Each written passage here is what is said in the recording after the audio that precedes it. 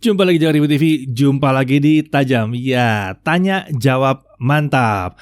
Oke, dalam segmen ini kita akan menjawab 3 pertanyaan. Yang pertama adalah kenapa dunia edukasi lebih milih Chromebook dan bahkan Windows?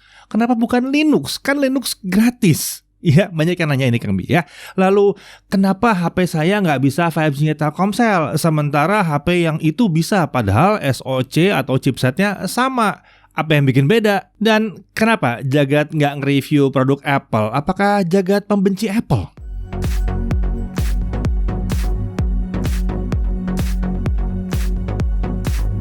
Oke, kita mulai dari yang pertama dulu ya. Kenapa Jagat nggak nge-review produk Apple? Apakah Jagat benci sama Apple? Oke, buat subscriber yang setia, iya tentunya banyak yang udah tahu jawabannya. Kita udah pernah tahu dalam podcast sebelumnya. Tapi yang baru banyak yang nanya lagi. Kita jawab dengan cepat dan singkat aja ya. Tidak, kami tidak benci produk Apple sama sekali. Bahkan kami pakai. Ya, kami pakai yang satu ini buat ngetes-ngetes segala macam kami pakai ya, untuk keseharian juga pakai, untuk posting IG juga kami pakai ya. Dan ini bukan baru beli. Cek di Tech News, ini udah agak lama nih sebetulnya, udah hampir setahun nih ya. Nah, kami tidak review produk Apple karena memilih produk Apple itu sebetulnya terlalu mudah ya. Mau milih gampang, sederhananya gini aja, cari aja teknologi yang paling baru dengan fitur paling banyak yang bisa dibeli dengan dana yang dimiliki. Udah, sederhana. Cari yang baru kan mudah, tinggal lihat kapan dia rilisnya aja. Lalu cari yang paling lengkap juga mudah, tinggal lihat aja hierarkinya gimana. Ya kalau iPhone 13 sama 13 Pro, hierarkinya tinggian 13 Pro, ya bagusan 13 Pro, ya enggak? Lalu tinggal cocokkan sama dana yang ada di kantong, beres, ya enggak?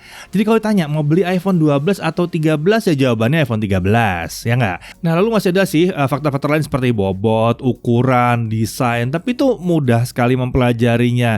Baca spek aja udah ketahuan. Semua produk Apple tuh rata-rata juga awet karena kualitasnya tinggi, dan karena ekosistemnya berbeda dengan PC dan Android. Jadi kalau mau dapetin yang terbaik harusnya ya memang kita tuh pakai ekosistem Apple semua. Kalau emang satu Apple ya Apple semua yang lainnya ya. Jadi pakai iPad, pakai iPhone, pakai MacBook gitu ya.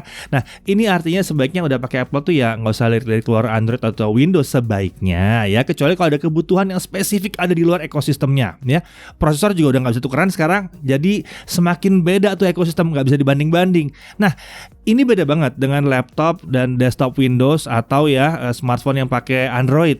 Yang pakai prosesor sama itu belum tentu performanya sama, belum tentu di harga sama, akan ada racikan yang berbeda banget. Jadi sangat sulit memilih dalam ekosistem non Apple, sangat susah. Opsinya ada banyak, brandnya ada banyak ya. Nah, dalam kondisi kami fokus ke yang non Apple aja, waktu kami itu sudah habis, bahkan kurang sebenarnya. Jadi kami milih untuk tidak fokus ke produk Apple. Memilihnya mudah, cenderung nggak butuh panduan review yang mendalam, dan kami juga jadi bisa fokus ke yang membutuhkan lebih atau yang lebih kesulitan dalam mencari, yaitu pengguna ekosistem berbasis Windows dan Android serta teknologi-teknologi yang lainnya. Jadi bukan karena kami benci Apple, enggak sama sekali. Kami itu bukan pembenci teknologi, kami ini pencinta teknologi. Kenapa Microsoft berusaha bersaing dengan Chromebook untuk edukasi dan bahkan bukan Linux? Kalau semua pakai Linux kan bisa lebih murah. Kenapa edukasi milihnya kebanyakan Chromebook juga? Kenapa bukan Linux sih? Oke, ini biasanya dilontarkan oleh para pengguna Linux. Kami tahu bahwa Linux itu adalah solusi yang murah bahkan gratis. Oh ya, tahu kan bahwa sebenarnya Linux itu udah dipakai banyak orang, tapi masalahnya bentuk Linux yang mana yang dipakai ya. Nah, pengguna secara umum di atas 90% itu akan membutuhkan kemudahan dan kenyamanan pakai. Windows, Mac, iOS, Android itu rata-rata mudah dipakai karena ya banyak juga yang pakai. Ya, selain banyak contoh kanan kiri, kita mau nanya-nanya ke teman tuh juga gampang, nggak perlu masuk dalam komunitas khusus untuk bisa bertanya. Kenyamanan pakai juga bisa diperoleh dari banyak hal ya, pengembangan UI yang user friendly, kemudahan mendapatkan aplikasi atau bahkan beli aplikasi, banyaknya ragam aplikasi dan sebagainya, itu jadi kemudahan pakai tentunya. Ini umumnya baru bisa diperoleh saat penggunanya dari si OS itu banyak dan saat OS itu dikembangkan oleh pengembang besar yang super serius memang.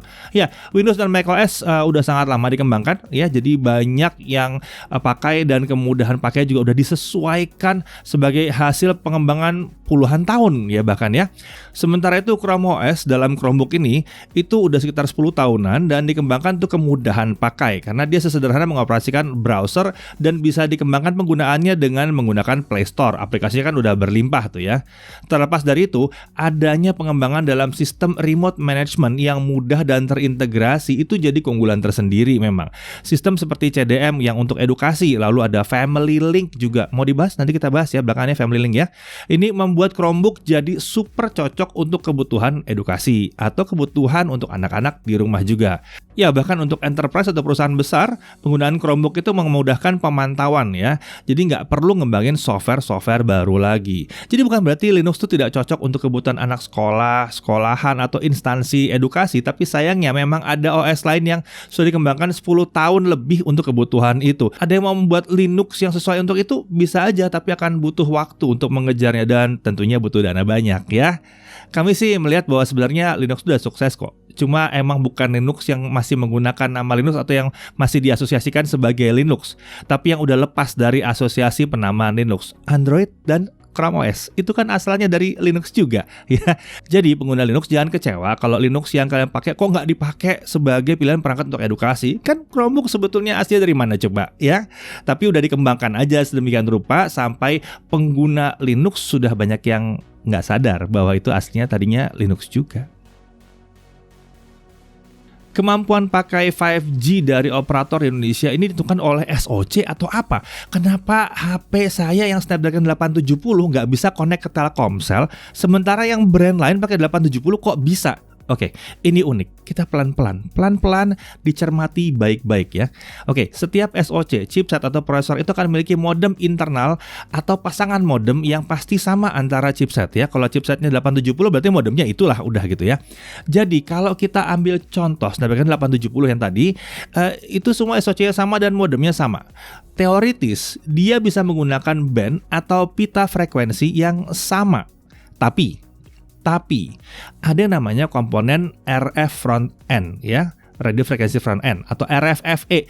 Ini adalah komponen yang bisa dibilang jadi penghubung antara modem dengan antena atau modem dengan si 5G-nya sendiri ya. Komponen ini adalah yang akan menentukan pasangan pita frekuensi apa yang bisa digunakan oleh si modem. Jadi RFFE ini menentukan bandnya. Kalau dalam kondisi 5G awal di Indonesia itu Telkomsel kan masih pakai yang pitanya N40 dengan anchor band 1800 atau 2100 aja ya. Jadi RFFE di smartphone-nya harus bisa N40 dan bisa pakai anchor band 1800 atau 2100. Atau kalau RFFE-nya bahkan nggak punya N40, ya nggak bisa juga. Walaupun sebenarnya modemnya nggak punya masalah, modemnya bisa-bisa aja ya. Sebagai contoh nih, Poco F3 pakai Snapdragon 870, dia nggak punya RFFE N40. Sementara Vivo X60 series yang udah pakai 870 juga ternyata itu punya RFFE N40. Hasilnya Poco F3 nggak bisa nyambung ke 5G Telkomsel yang N40, sementara Vivo X60 series bisa ya.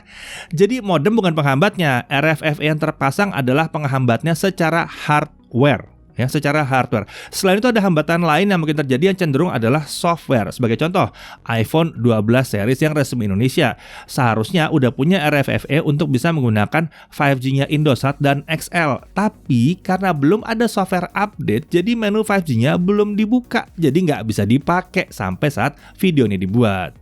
Ya, jadi kurang lebih seperti itu.